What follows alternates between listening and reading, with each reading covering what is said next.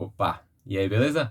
Esse aqui é o segundo vídeo da série Freud na Lata, que é uma iniciativa do canal Errâncias no YouTube. Eu sou o Wilson Franco, psicólogo, psicanalista, eu moro e trabalho em São Paulo, e, né, enfim, tanto o canal Errâncias quanto a série Freud na Lata são iniciativa minha.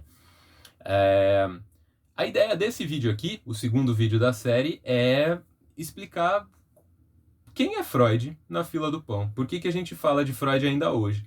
Né? Então, estou eu aqui em São Paulo, em 2021, gravando um vídeo sobre um austríaco que viveu entre o século XIX e a primeira metade do século XX, morreu em 1939. Para que falar desse cara?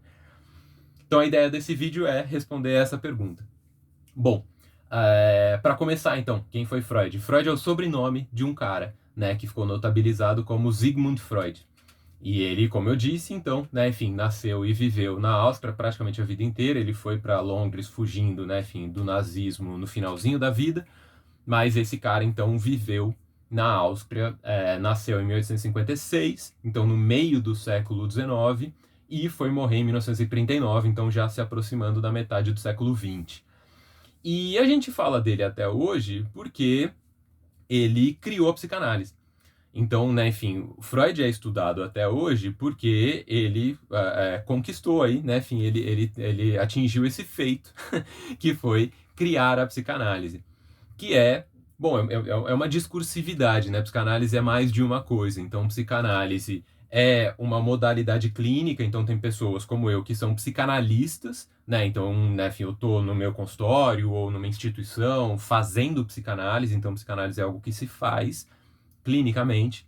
Psicanálise, além disso, é uma teoria sobre o psiquismo humano. Então, né, enfim, existe a teoria psicanalítica, né, enfim, que abrange a metapsicologia e outras considerações teóricas.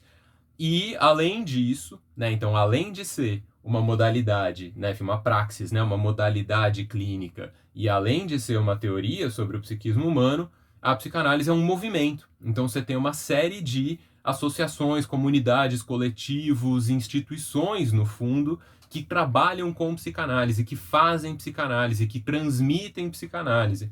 Tá? Então, aqui na cidade de São Paulo, por exemplo, né, onde eu estou gravando esses vídeos, você tem a Sociedade Brasileira de Psicanálise, que é uma instituição, talvez a mais tradicional, porque ela é vinculada à Associação Internacional, que o próprio Freud criou em 1910, então ela é como se fosse a legalista, assim, e tem uma série de outras que são, hoje em dia, né, enfim, reconhecidas, têm ampla legitimidade.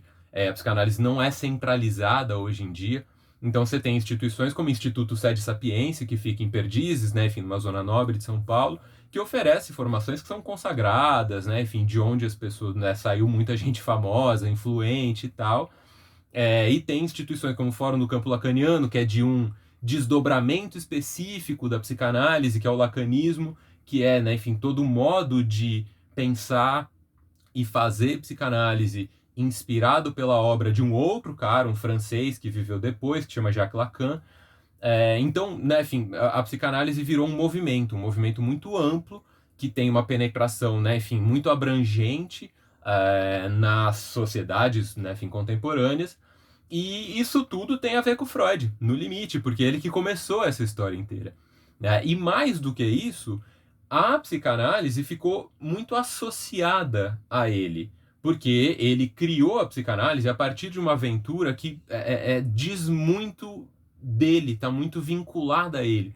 Ele fez algo que a gente chama de autoanálise, em que ele usava a psicanálise para interpretar os próprios sonhos. Hoje em dia, né, enfim, a maioria das pessoas vai interpretar os próprios sonhos com um analista, que é uma outra pessoa. Né? Então eu vou contar meus sonhos para o meu analista e ele interpreta meus sonhos. O Freud interpretou os próprios sonhos. E, né, enfim, o entendimento da comunidade psicanalítica é que isso aconteceu porque ele criou a psicanálise. Então, ainda que ele dissesse que as pessoas poderiam interpretar os próprios sonhos, em termos de psicanálise, analisar os próprios sonhos aconteceu uma vez, que foi pelo Freud. Isso gera polêmica, como quase tudo em psicanálise, mas uma coisa que não é polêmica é que com Freud tudo começou. Então, Freud é um marco fundador para essa coisa ampla que é a psicanálise. Né? Então, que, como eu disse, tem pelo menos essas três funções. Né? Então, é pelo menos uma modalidade, né, uma praxis, uma modalidade clínica, uma modalidade de intervenção sistemática, é uma teoria sobre o psiquismo humano e é um movimento, né? Enfim, aí o próprio Freud trazia uma outra conotação, que é uma modalidade de pesquisa, então uma série de aspectos da psicanálise, de qualquer maneira, e isso tudo está indelevelmente associado à figura do Freud.